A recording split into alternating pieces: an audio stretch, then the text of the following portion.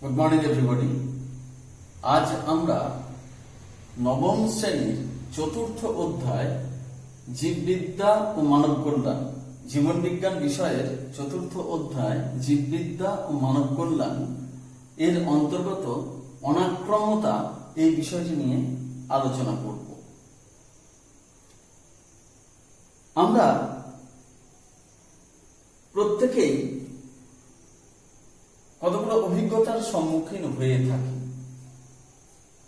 আজ আমরা যে বয়সে যে জায়গাতে এসে পৌঁছেছি, আমাদের প্রত্যেকেরই রোগ বালাই, জ্বর, জ্বালা ইত্যাদি কিছু না কিছু আমাদের এটুকু জীবনকালের মধ্যে অবশ্যই হয়েছে।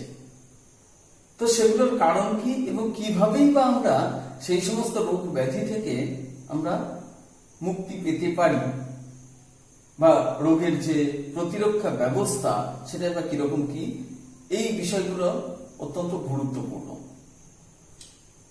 আজকে এই 2020 সালের এই যে জুন মাস, একটা অতিমারি সারা বিশ্বব্যাপী ঘটে চলেছে। সেটা হচ্ছে কোভিড-19, যে ভাইরাস আক্রমণের ফলে করোনা যে রোগটি হয়েছে, সেটা সম্বন্ধে আমরা অল্প বিস্তর সকলেই পরিচিত। এখন সমস্যা হচ্ছে এটাই যে এটা একটা ভাইরাস ঘটিত রোগ। এছাড়াও আরো বহু ভাইরাস ঘটিত রোগ বা ব্যাকটেরিয়া ঘটিত রোগ ইত্যাদি বিভিন্ন সময়ে সারা পৃথিবীতে বিস্তার লাভ করেছে, প্রচুর প্রাণহানি ঘটেছে এবং তারপর দেখা যাচ্ছে যে তার উপযুক্ত ওষুধপত্র ইত্যাদি আবিষ্কারও হয়েছে। এই যে রোগ বালাই ইত্যাদিগুলো হচ্ছে, তার কারণ হচ্ছে বিভিন্ন ধরনের রোগ জীবাণু। সেই রোগ জীবাণু ভিন্ন ভিন্ন রকমের হতে পারে। কোনোটা ভাইরাস ঘটিত রোগ, কোনোটা ব্যাকটেরিয়া ঘটিত রোগ, কোনোটা আদ্যপ্রাণী ঘটিত রোগ, প্রোটোজোয়া যে সমস্ত তাদের ঘটিত রোগ ইত্যাদি বিভিন্ন ধরনের কজাল অর্গানিজম বলা হচ্ছে তাদেরকে, অর্থাৎ রোগ সৃষ্টিকারী যে সমস্ত অণুজীব, তাদের দ্বারা এগুলো হয়ে থাকে। এখন এই অণুজীবগুলি আমাদের শরীরে প্রবেশ করে কিভাবে? আমাদের শরীরে প্রবেশের বিভিন্ন রাস্তা রয়েছে, বিভিন্ন জায়গা রয়েছে। যেমন কতগুলো উদাহরণের সাহায্যে বলা যেতে পারে যে এক গ্লাস জল এখানে রয়েছে, জলটা আমি টক করে খেয়ে ফেললাম। এই জলটার মধ্যে কি রোগ জীবাণু আছে বা নেই সেটা সম্বন্ধে আমরা কিন্তু জানতে পারছি না। আমরা না জেনেই বিশ্বাসের সাথে জলটা আমরা ঢক করে খেয়ে নিচ্ছি। এখন জলের মধ্যে যদি রোগ জীবাণু থেকে থাকে তাহলে সেটা আমাদের শরীরে প্রবেশ করলো। আবার এক থালা ভাত নিয়ে যখন খেতে বসছি, 10-15 মিনিট সময় লাগছে, বাতাস থেকে যে কোনো রোগ জীবাণু তার মধ্যে এলো না এবং সেই রোগ জীবাণু যে আমাদের দেহে প্রবেশ করলো না তা কিন্তু নয়, হচ্ছে আকছার এই ব্যাপারগুলো ঘটে থাকে।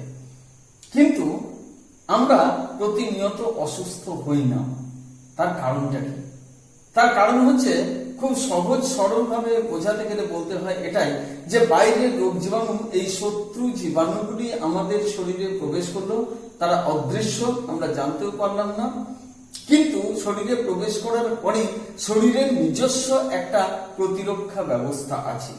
যেমন একটা দেশের একটা নির্দিষ্ট প্রতিরক্ষা ব্যবস্থা আছে, বহিঃশত্রু আক্রমণ করলে তাদের সাথে একটা লড়াই হয় এবং অধিকাংশ ক্ষেত্রেই দেখা যাচ্ছে যে আমাদের শরীরের যে সৈন্য সামন্ত বলা যেতে পারে, তারা অধিকাংশ সময় জয়ী হয় এবং সেই জন্য রোগের কোনো বহিঃপ্রকাশ আমরা ঘটতে দেখি না।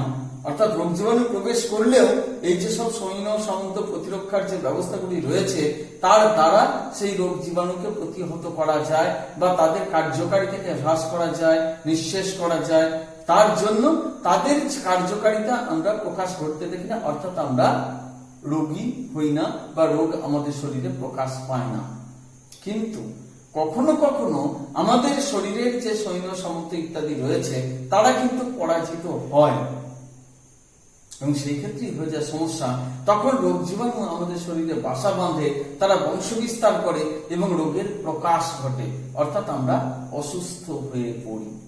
তো এই যে ব্যাপারটা রয়েছে, প্রতিনিয়ত এই লড়াই কিন্তু আমাদের শরীরের অভ্যন্তরে চলতেই আছে।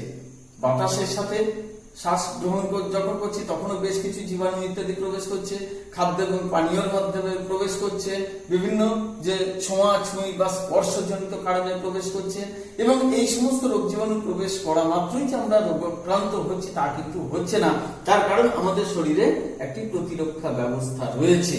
তো সেই যে প্রতিরক্ষা ব্যবস্থা যার দ্বারা আমরা রোগ জীবাণুর আক্রমণকে প্রতিহত করতে পারি, সেটা কি বলা যেতে পারে অনাক্রম্যতা।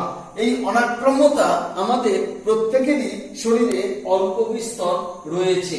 জীবাণুর বিরুদ্ধে কাজ করে অনাক্রম্য তন্ত্র, অর্থাৎ আমাদের শরীরের যে বিভিন্ন অঙ্গ প্রত্যঙ্গ ইত্যাদিগুলি রয়েছে, বিভিন্ন ধরনের যে কোষগুলি রয়েছে বা ব্যবস্থাগুলি রয়েছে, তারা সম্মিলিতভাবে সৃষ্টি করছে অনাক্রম্য তন্ত্র, এবং এই অনাক্রম্য তন্ত্রের কাজের মাধ্যমে আমাদের শরীরে যে রোগ জীবাণুর বিরুদ্ধে ক্ষতিকর প্রভাব থেকে আমাদের দেহকে মুক্ত রাখি বা মুক্ত রাখার যে ক্ষমতা, তাকেই বলা হচ্ছে অনাক্রম্যতা।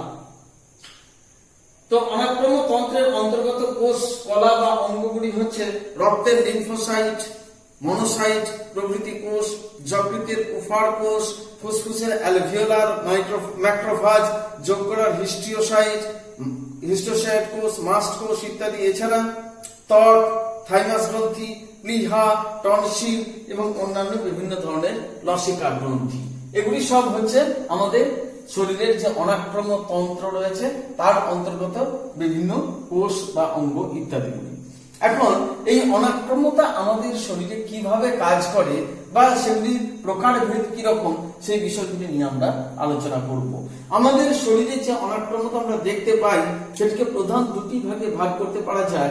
একটা হচ্ছে অনির্দিষ্ট, অর্থাৎ নির্দিষ্ট কোন রোগ জীবাণুর বিরুদ্ধে এটি কার্যকরী নয়, এটি সামগ্রিকভাবে সমস্ত প্রকার রোগ জীবাণুর বিরুদ্ধে কার্যকরী, সেটি হচ্ছে সহজাত, অর্থাৎ জন্ম থেকে আমরা এটির অধিকারী। আরেকটা হচ্ছে নির্দিষ্ট বা অর্জিত, বিভিন্ন অভিজ্ঞতার মাধ্যমে আমরা এই অনাক্রম্যতা আমাদের জীবদ্দশায় অর্জন করে থাকি, এবং এটি নির্দিষ্ট রোগ জীবাণুর বিরুদ্ধেই তাকে প্রতিহত করার ব্যবস্থা নিয়ে এটি গঠিত হয়েছে। সেই জন্য একে বলা হচ্ছে নির্দিষ্ট বা অর্জিত অনাক্রম্যতা। তো অনির্দিষ্ট বা সহজাত অনাক্রম্যতাকে আবার দুটি ভাগে ভাগ করা হয়েছে। একটা হচ্ছে বাহ্যিক প্রতিরক্ষা ব্যবস্থা, আর একটা হচ্ছে অভ্যন্তরীণ প্রতিরক্ষা ব্যবস্থা। বাহ্যিক প্রতিরক্ষা ব্যবস্থাটা কি জিনিস না, বাহ্যিক প্রতিরক্ষা ব্যবস্থা হচ্ছে যে আমাদের শরীরে এই যে ত্বক রয়েছে, এই ত্বকটা হচ্ছে ডেড সেল লেয়ার, অর্থাৎ মৃত কোষের একটি আস্তরণ, যা ভেদ করে রোগ জীবাণু সরাসরি লিভিং সেলের সংস্পর্শে আসতে পারে না, এবং লিভিং সেলের সংস্পর্শে যদি কোনো কারণে তারা আসতে পারে, কোনো পদ্ধতিতে কেটে যাওয়া, ছড়ে যাওয়া ইত্যাদিতে, উপরের ডেড সেল লেয়ারটা সরে গেলে পর তারা যখন সরাসরি লিভিং সেলের সংস্পর্শে আসে, তখন সেখানে তারা বাসা বাঁধে, বংশ বিস্তার করে, এবং সেখানে রোগ জীবাণু সংক্রমণ ঘটে থাকে। এটাও যেমন রয়েছে, একইভাবে রয়েছে মিউকাস বা শ্লেষ্মা, সেটিও এরকমই রয়েছে। বিভিন্ন ধরনের যে রোম রয়েছে, নাসিকার অভ্যন্তরে যে রোম রয়েছে বা এই ধরনের যে রোম ইত্যাদিগুলি রয়েছে, সেগুলিও কিন্তু আমাদের বাহ্যিক প্রতিরক্ষা ব্যবস্থার অন্তর্গত। এছাড়া রয়েছে অভ্যন্তরীণ প্রতিরক্ষা ব্যবস্থা, যেমন হচ্ছে যে নিউক্লিওফিল, মনোসাইট, বিভিন্ন ধরনের ম্যাক্রোফাজ ইত্যাদি ফ্যাগোসাইটোসিস পদ্ধতিতে বিভিন্ন রোগ জীবাণুকে ধ্বংস করে ফেলে। বিভিন্ন ধরনের রোগ জীবাণুকে তারা ফ্যাগোসাইটোসিস অর্থাৎ আত্মসাৎ করে ফেলে, এবং তার মাধ্যমে তারা ধ্বংস করে ফেলে। হিস্টিওসাইট, মাস্ট কোষ ইত্যাদি তারাও এই অভ্যন্তরীণ প্রতিরক্ষা ব্যবস্থার অন্তর্গত। আমরা সকলেই জানি যে আমাদের যে পাকস্থলী, সেই পাকস্থলীর অন্তর্গাত্র থেকে যে কোষগুলি রয়েছে অক্সেন্টিক কোষ, সেখান থেকে হাইড্রোক্লোরিক অ্যাসিড ঘটিত হয়ে থাকে। এই হাইড্রোক্লোরিক অ্যাসিড অত্যন্ত স্ট্রং একটা অ্যাসিড, এবং যার প্রভাবে খাদ্যের সাথে গৃহীত বিভিন্ন জীবাণু ইত্যাদি ধ্বংস হয়ে যায়। আমাদের চোখের জলের মধ্যে থাকে লাইসোজাইম নামক উৎসেচক, যা ব্যাকটেরিয়াকে ধ্বংস করতে পারে। আমাদের লালারসের মধ্যেও থাকে লাইসোজাইম উৎসেচক, যা খাদ্য যখন আমরা মুখবিবরে নিয়ে চিবোই, তখন দেখা যাচ্ছে খাদ্যের সাথে এই লাইসোজাইম উৎসেচক মিশ্রিত হয় এবং সেগুলি খাদ্যের সাথে গৃহীত ব্যাকটেরিয়া প্রভৃতিকে ধ্বংস করে তোলে। এগুলো সব হচ্ছে বাহ্যিক প্রতিরক্ষা ব্যবস্থার অন্তর্গত। আর অভ্যন্তরীণ প্রতিরক্ষা ব্যবস্থার অন্তর্গত হচ্ছে বিভিন্ন ধরনের রক্তকোষ বা মাস্টকোষ, প্লাজমা কোষ ইত্যাদি যেগুলি রয়েছে সেগুলি এই প্রতিরক্ষা ব্যবস্থাকে সক্রিয় করে তোলে এবং সেইভাবে তারা এই কাজটাকে করে। জীবাণু বিভিন্ন ধরনের, আচ্ছা জ্বর কাকে বলে? জ্বর হচ্ছে যে আমাদের যে স্বাভাবিক শারীরিক যে তাপমাত্রা, সেই তাপমাত্রা থেকে যখন তাপমাত্রা বৃদ্ধি পায় তখন তাকে বলা হয় জ্বর। সেটা বিভিন্ন কারণে হতে পারে। বিভিন্ন কারণে বলতে কোন জীবাণু সংক্রমণের ফলে হতে পারে, হাম হলে জ্বর হয়, জলবসন্ত হলে জ্বর হয়, ডিপথেরিয়া হলে জ্বর হয়, টিবি হলে জ্বর হয়, ইত্যাদি বিভিন্ন কারণে জ্বর হয়। জ্বর অ্যাকচুয়ালি যেটা হচ্ছে সেটা হচ্ছে শারীরিক তাপমাত্রা খানিকটা বেড়ে যাওয়া। কারণ কি না, যখনই জীবাণুর সংক্রমণ ঘটলো সেই সময় স্বাভাবিক কারণেই, স্বাভাবিক পদ্ধতিতেই দেখা যাচ্ছে যে দেহের তাপমাত্রা বৃদ্ধি পেল। কেন না, দেহের তাপমাত্রা বৃদ্ধি পেলে সেই বাড়তি তাপমাত্রা বা বেশি তাপমাত্রায় রোগ জীবাণু সেখানে খুব স্বাভাবিকভাবে সাবলীলভাবে বংশ বিস্তার করতে পারে না।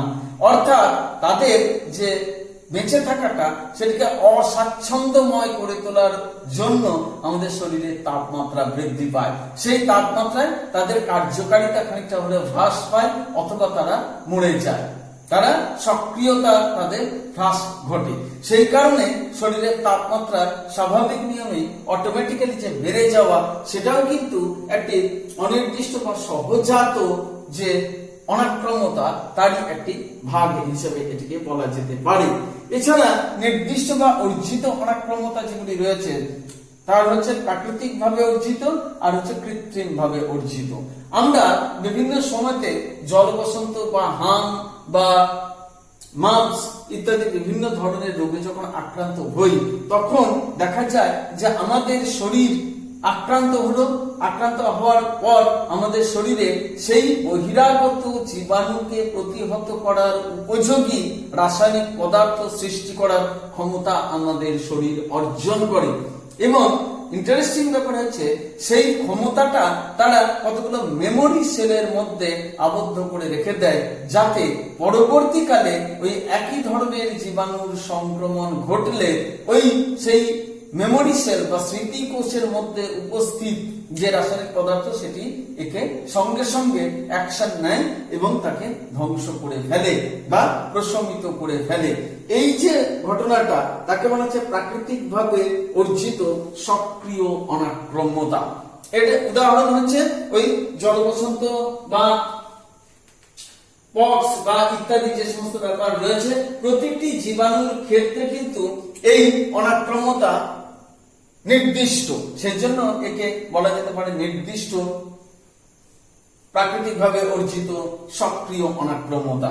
এটি যদি স্মল পক্সের চিকেন পক্সের জন্য যদি এটি অর্জিত হয়ে থাকে তাহলে সেই অনাক্রম্যতা কিন্তু আবার হাম বা মিজলসের ক্ষেত্রে প্রযুক্ত হবে না, সেখানে সেটি কার্যকরী ভূমিকা গ্রহণ করতে পারে না। আবার প্রাকৃতিকভাবে অর্জিত নিষ্ক্রিয় অনাক্রম্যতা যেমন হচ্ছে যে ভ্রূণ অবস্থায় মাতৃগর্ভে থাকাকালীন মায়ের শরীর থেকে বেশ কিছু অ্যান্টিবডি সেগুলি ভ্রূণের শরীরে যায় এবং পরবর্তী পর্যায়ে সন্তান জন্মলাভের পরেও দেখা যায় যে মায়ের শরীর থেকে মাতৃদুগ্ধের মাধ্যমে এই সমস্ত অ্যান্টিবডিগুলি সন্তানের শরীরে প্রবেশ করে এবং সন্তানকে নির্দিষ্ট অনাক্রম্যতা প্রদান করে। এই ধরনের যে অনাক্রম্যতা অর্থাৎ অ্যান্টিবডি মাতৃ শরীর থেকে সন্তানের শরীরে ট্রান্সফার হওয়ার মাধ্যমে যে অনাক্রম্যতা অর্জন করা হয় সেটিকে বলা হয় নির্দিষ্ট বা অর্জিত অনাক্রম্যতা। সেটি প্রাকৃতিকভাবে অর্জিত হয় কিন্তু সেটি হচ্ছে নিষ্ক্রিয় অনাক্রম্যতা। তার কারণ হচ্ছে যে এটি কোন স্মৃতিকোষের মধ্যে এই তথ্যটিকে কিন্তু আবদ্ধ করে রেখে দেওয়া যায় না। এখানে একটি কথা উল্লেখযোগ্য, সেটি হচ্ছে যে মাতৃদুগ্ধের সাথে যে সমস্ত ইমিউনোগ্লোবিউলিন বা অ্যান্টিবডি সন্তানের শরীরে প্রবেশ করে তার অন্যতম হচ্ছে আইজিজি, সেটি এর মাধ্যমে প্রবেশ করছে। আর মাতৃদুগ্ধের আরেকটি অন্যতম একটি বিশেষ নাম হচ্ছে কলোস্ট্রাম। সন্তান জন্মানোর পর প্রথম 2 থেকে 3 দিন যে ঘন আঠালো মাতৃদুগ্ধ মায়ের শরীরে স্তনগ্রন্থি থেকে নিঃসৃত হয় যাকে বলা হচ্ছে কলোস্ট্রাম। এই কলোস্ট্রাম প্রচুর পরিমাণে আইজিজি অর্থাৎ ইমিউনোগ্লোবিলিন জি, এই ইমিউনোগ্লোবিনের সমৃদ্ধ অবস্থাতে থাকে এবং সেটি সন্তানকে নির্দিষ্ট অনাক্রমতা প্রদান করে থাকে। এগুলি হচ্ছে প্রাকৃতিকভাবে অর্জিত অনাক্রমতার যে শ্রেণী বিভাগ সেগুলি। এবার আসছে কৃত্রিমভাবে অর্জিত অনাক্রমতা। কৃত্রিমভাবে অর্জিত সেটিও নির্দিষ্ট রোগ জীবাণুর বিরুদ্ধে এই অনাক্রমতা সৃষ্টি হয়ে থাকে বা গঠিত হয়ে থাকে। এটির আবার 2টি ভাগ আছে, একটি হচ্ছে সক্রিয় অনাক্রমতা আর একটি হচ্ছে নিষ্ক্রিয় অনাক্রমতা। এই সক্রিয় কৃত্রিমভাবে অর্জন করা অনাক্রমতাটি কিরকম না, নির্দিষ্ট টিকাকরণের মাধ্যমে এটিকে অর্জন করা যায়।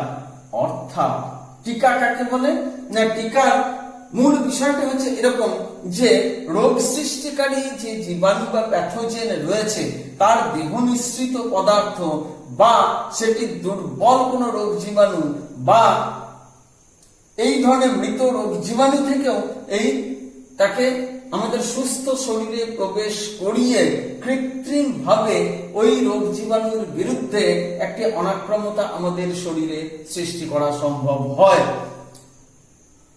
যার সুবিধাটা হচ্ছে এই যে পরবর্তীকালে যখন সুস্থ সবল কোনো রোগ জীবাণু সরাসরি এসে আমাদের শরীরে বাসা বাঁধে বা প্রবেশ করে তখন ওই পূর্বে প্রবিষ্ট অপেক্ষাকৃত কম ক্ষমতা সম্পন্ন জীবাণুর দ্বারা সংক্রমিত হয়ে আমাদের শরীরে অলরেডি একটি অনাক্রমতা সৃষ্টি হয়ে রয়েছে।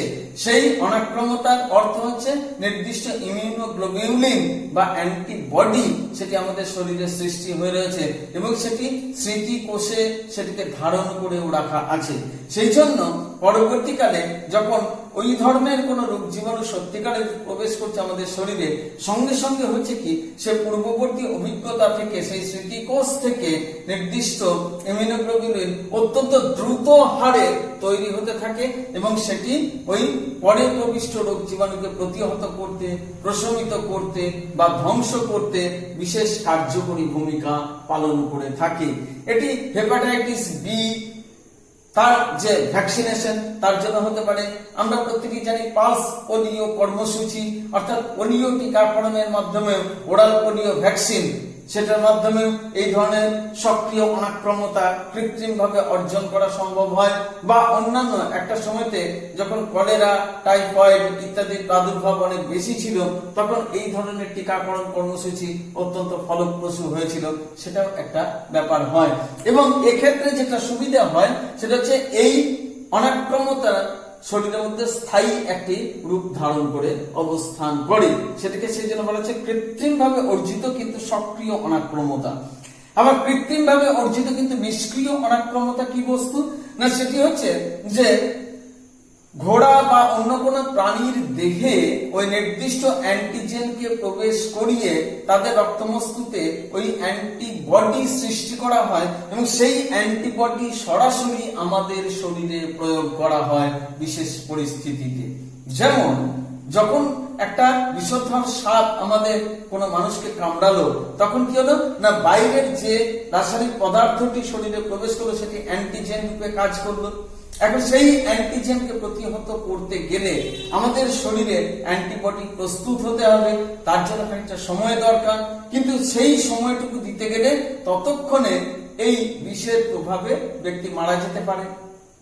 সেই জন্য আগে থেকে প্রস্তুত করা ওই যে অ্যান্টিবডি সেটি সিরাম আকারে ঘোড়ার দেহ থেকে সংগ্রহ করে রাখা থাকে, সেই অ্যান্টিবডি সঙ্গে সঙ্গে আমাদের শরীরে প্রয়োগ করা হয় এবং সেই অ্যান্টিবডি এই বিষ অর্থাৎ এই অ্যান্টিজেনকে প্রতিহত করতে বা প্রশমিত করতে সাহায্য করে। এটি ইমিডিয়েট অ্যাকশনের জন্য এটিকে ব্যবহার করা হয়ে থাকে। কিন্তু এর একটা অসুবিধার দিক হলো যে এই অনাক্রমতা কিন্তু শরীরে স্থায়ী হয়ে থাকে না।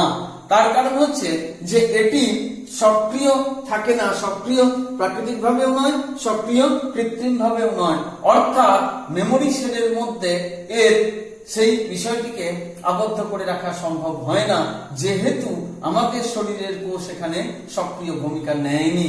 সেই জন্য প্রতিবার একবার সর্পদংশনের সময়তে যে অ্যান্টিবডিটাকে সেখানে প্রয়োগ করা হলো, পরবর্তীকালে 1 মাস 2 মাস 1 বছর বাদে যদি আবার সর্পদংশন হয়, তখন কিন্তু সেই পূর্বে প্রবিষ্ট অ্যান্টিবডি কিন্তু তাকে আর সুরক্ষা দিতে পারে না, আবার নতুন করে অ্যান্টিবডি গ্রহণ করতে হয়। সেজন্য নিষ্ক্রিয় অনাক্রমতার ক্ষেত্রে দেখা যায় যে এটি কেবলমাত্র অ্যান্টিবডি বাইরে থেকে প্রবেশ করানোর মাধ্যমে এই ঘটনাটি ঘটে থাকে। রেবিস ভ্যাকসিন বা অ্যান্টিভেনম সিরাম ইত্যাদিগুলো হচ্ছে এই কৃত্রিম ভাবে অর্জিত নিষ্ক্রিয় অনাক্রমতার উদাহরণ। আমরা আমাদের এই আলোচনা চলাকালে দুটি শব্দকে ব্যবহার করেছি, যার একটি হচ্ছে অ্যান্টিজেন আর একটি হচ্ছে অ্যান্টিবডি। এই ব্যাপারটা কি? অ্যান্টিজেন এবং অ্যান্টিবডি এই দুটি শব্দকে আমরা ব্যবহার করেছি। অ্যান্টিজেন বা অ্যান্টিজেন কাকে বলবো আমরা? না, অ্যান্টিজেন হচ্ছে বহিরাগত রাসায়নিক পদার্থ। এটি প্রোটিন হতে পারে, এটি পলিস্যাকারাইড হতে পারে, এটি অন্যান্য কিছু পদার্থ হতে পারে। এটি সমগ্র অণুজীব তার দেহ, সমগ্র দেহও হতে পারে, আবার জীবাণু মিশ্রিত কোনো বিশেষ পদার্থ, টক্সিন পদার্থ, তাও অ্যান্টিজেন রূপে কাজ করতে পারে। সুতরাং বহিরাগত যে কোনো রোগ জীবাণু বা তার মিশ্রিত পদার্থ যা আমাদের শরীরে প্রবেশ করার ফলে দেখা যাচ্ছে যে এটির প্রতিরোধী পদার্থ আমাদের শরীরে উৎপন্ন হয়। প্রতিরোধী পদার্থ বলতে যা অ্যান্টিবডি নামে পরিচিত, অ্যান্টিবডি নামে পরিচিত, সেই অ্যান্টিবডি প্রস্তুত করতে সাহায্য করে যে রাসায়নিক পদার্থ তাকে বলবো আমরা অ্যান্টিজেন। এটি প্রোটিন, পলিস্যাকারাইড বা গ্লাইকোলিপিড ইত্যাদি বহু ধরনের জিনিস হতে পারে। কিন্তু অ্যান্টিবডি কি জিনিস? না, অ্যান্টিবডি হলো অ্যান্টিজেনের প্রবেশের ফলে শরীরে নির্দিষ্ট যে লিম্ফোসাইট কোষ রয়েছে, সেই লিম্ফোসাইট কোষ এক প্রকারের প্রোটিন জাতীয় পদার্থ সৃষ্টি করছে, যা অ্যান্টিজেনের সাথে সংযুক্ত হয়ে তাকে প্রশমিত করতে পারে বা তাকে নিষ্ক্রিয় করে তুলতে পারে বা তাকে ধ্বংসও করতে পারে। এই যে রাসায়নিক পদার্থটা তাকে বলা হচ্ছে অ্যান্টিবডি। এটি আমাদের শরীরের যে শ্বেত রক্তকণিকা লিম্ফোসাইট রয়েছে, সেই লিম্ফোসাইটের দ্বারা সৃষ্টি হয়ে থাকে। তাহলে অ্যান্টিজেন এবং অ্যান্টিবডি, অ্যান্টিজেনের মধ্যে একটা অ্যান্টিবডি বাইন্ডিং সাইট থাকে এবং অ্যান্টিবডির মধ্যেও একটা অ্যান্টিজেন বাইন্ডিং সাইট থাকে। সেই অ্যান্টিজেনের ক্ষেত্রে অ্যান্টিবডির সাথে সংযুক্ত হওয়ার যে অংশটা রয়েছে তাকে বলা হচ্ছে এপিটোপ, এবং অ্যান্টিবডির যে অংশের সাথে ওই অ্যান্টিজেন বাইন্ডিং সাইটে যুক্ত প্যারাটোপ, সেই অ্যান্টিবডির অংশটিকে বলা হচ্ছে প্যারাটোপ। এখন এই যে অ্যান্টিবডি রয়েছে, সেই অ্যান্টিবডিগুলো আমাদের শরীরে যা থাকছে সেটি কতগুলো প্রকারভেদ রয়েছে।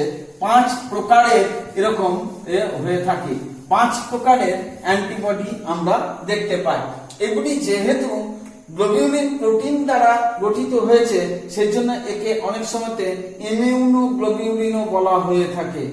ইমিউনোগ্লোবিউলিন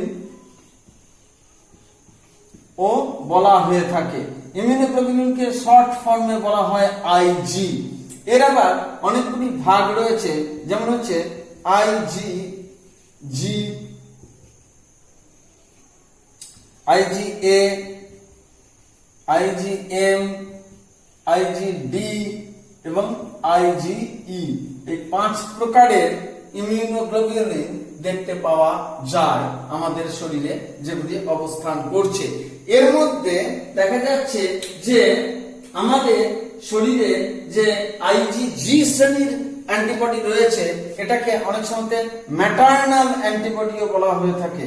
ম্যাটারনাল অ্যান্টিবডি কেন না, মায়ের শরীর থেকে এই অ্যান্টিবডি ভ্রূণ এবং সদ্যজাতের শরীরে প্রবেশ করে থাকে, সেই জন্য আইজিজি কে বলা হয় ম্যাটারনাল অ্যান্টিবডি।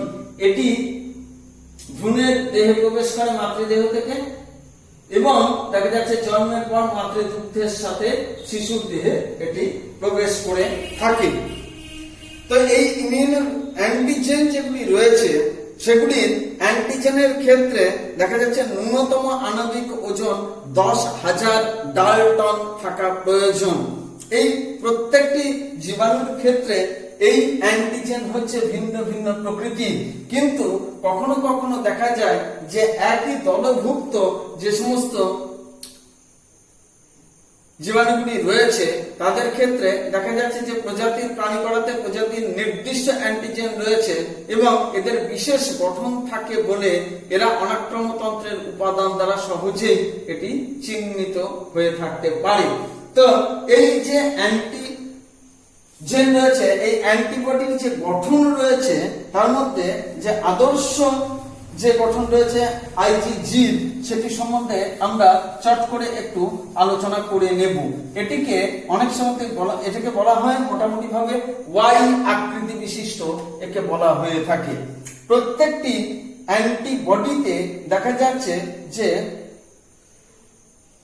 এরকম এটি দেখা যাচ্ছে ওয়াই আকৃতি বিশিষ্ট এরকম একটা অংশ আমরা দেখতে পাচ্ছি।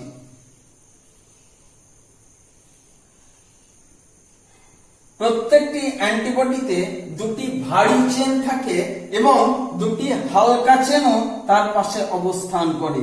এই অপেক্ষাকৃত বড় যেটি সেটি হচ্ছে ভারী চেন এবং অপেক্ষাকৃত ছোট যেটি সেটি হচ্ছে হালকা চেন। তাহলে এটাকে বলছি আমরা হালকা চেন এবং এটিকে বলছি আমরা ভারী চেন। এদিক থেকেও তাই, এটিকে বলা হচ্ছে হালকা চেন, হালকা শৃঙ্খল, এবং এটিকে বলা হচ্ছে ভারী শৃঙ্খল, ভারী চেন এটাকে বলা হচ্ছে। এখন এই প্রত্যেকটা ভারী চেন এই দুটি আবার কি হচ্ছে না ডাইসালফাইড বন্ড দ্বারা পরস্পর যুক্ত অবস্থাতে থাকে। ডাইসালফাইড বন্ড দ্বারা এরা পরস্পর যুক্ত থাকে। আবার এদিকে হালকা চেন এবং ভারী চেন যেগুলি রয়েছে সেগুলি আবার দেখা যাচ্ছে যে ডাইসালফাইড বন্ড দ্বারা পরস্পর যুক্ত অবস্থাতে থাকছে। এখানে ডাইসালফাইড বন্ড যেগুলি রয়েছে তার দ্বারা পরস্পর সংযুক্ত অবস্থাতে থাকছে।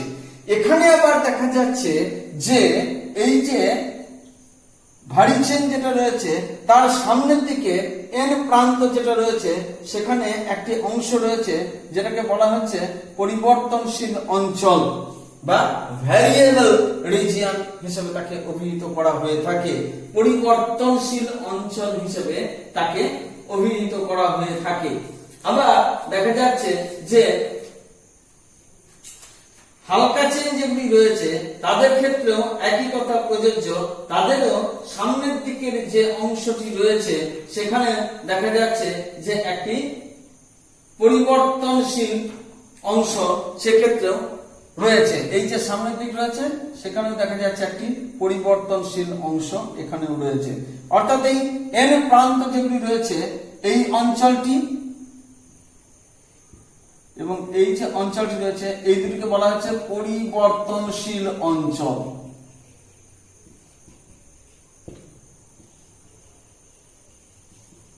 এখানে ব্যাপারটা তাই রয়েছে।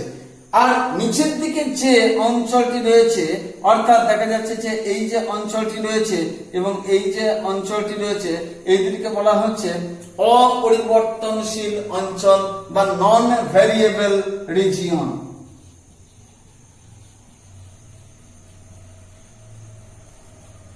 অপরিবর্তনশীল অঞ্চল হিসেবে এটিকে অভিহিত করা হয়ে থাকে। এদিকে তাই এই যে অঞ্চল এবং এই অঞ্চলটি রয়েছে এটি হচ্ছে অপরিবর্তনশীল অঞ্চল এবং হালকা চেনের এই সামনের অংশ এবং ভারী চেনের এই সামনের অংশ এই দুটি হচ্ছে পরিবর্তনশীল অঞ্চল। অ্যাকচুয়ালি এই পরিবর্তনশীল অঞ্চলগুলি হচ্ছে অ্যান্টিজেন বাইন্ডিং সাইট, অর্থাৎ অ্যান্টিজেন বন্ধনকারী অঞ্চল, এবং অ্যান্টিবডির এই অঞ্চলগুলি কি বলা হয়? প্যারাটোপ। প্যারাটোপ বলা হচ্ছে অ্যান্টিবডির এই যেখানে অ্যান্টিজেন বাইন্ডিং সাইট যেটা রয়েছে সেটাকে। আর অ্যান্টিজেনের যে অংশটি এসে অ্যান্টিবডির এখানে সংযুক্ত হচ্ছে, প্যারাটোপের সাথে সংযুক্ত হচ্ছে, তাকে বলা হয় এপিটোপ। তাহলে অ্যান্টিজেনের অংশ হচ্ছে এপিটোপ এবং অ্যান্টিবডির অংশ হচ্ছে প্যারাটোপ। এই দুটি শব্দ কিন্তু আমাদের জেনে রাখতে হবে। এখানে দেখা যাচ্ছে যে এই সামনের অংশেই অ্যান্টিজেন এখানে সংযুক্ত হচ্ছে, এবং সংযুক্ত হওয়ার পর অ্যান্টিবডি আইদার তাকে প্রশমিত করছে, নিষ্ক্রিয় করছে, অথবা তাকে বিনষ্ট করে ফেলছে। এইভাবে অ্যান্টিজেন এবং অ্যান্টিবডি সেখানে কাজ করে থাকে। অ্যান্টিজেন এবং অ্যান্টিবডি এই পদ্ধতিতে কাজ করে থাকে। কি কি কাজ করে থাকে? না দলবদ্ধকরণ বা অ্যাগ্লুটিনেশন, অধঃক্ষেপণ বা প্রেসিপিটেশন, অপসোনাইজেশন, প্রশমকরণ বা লাইসিস বা বিদীর্ণকরণের মাধ্যমে অ্যান্টিজেনগুলিকে তারা ধ্বংস করে ফেলে। এই হচ্ছে এই অ্যান্টিবডির যে কার্যকারিতা, অর্থাৎ প্রশমিত করতে পারে, অপসোনাইজেশন হতে পারে, দলবদ্ধকরণ যাকে বলা হচ্ছে, এছাড়া নিষ্ক্রিয়করণ করতে পারে, তাকে বিনষ্ট করে দিতে পারে বা বিদীর্ণ করে ফেলতে পারে, প্রেসিপিটেশন বা অধঃক্ষেপণের মাধ্যমে সেটাকে করতে পারে।